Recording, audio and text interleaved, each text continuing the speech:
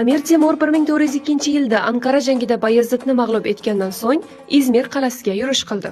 Izmir G'arbiy Anadolu qirg'og'ida Egey dengizi bo'yida joylashgan strategik uch tomonli dengiz bilan o'ralgan shahar edi. U salibchilar tomonidan egallangan yagona musulmon yeri hisoblanar edi.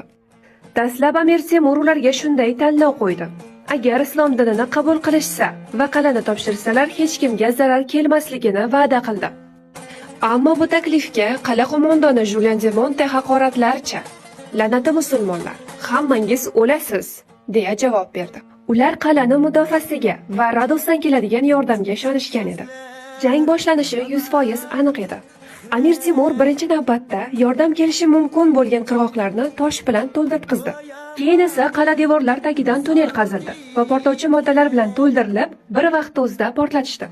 Aynan bir oygacha borishi mumkin bo'lgan Izmir fathini Amir Temur kuchli jang strategiyasi bilan 3 kun ichida, ba'zi manbalarda esa 6 kun ichida amalga oshirdi.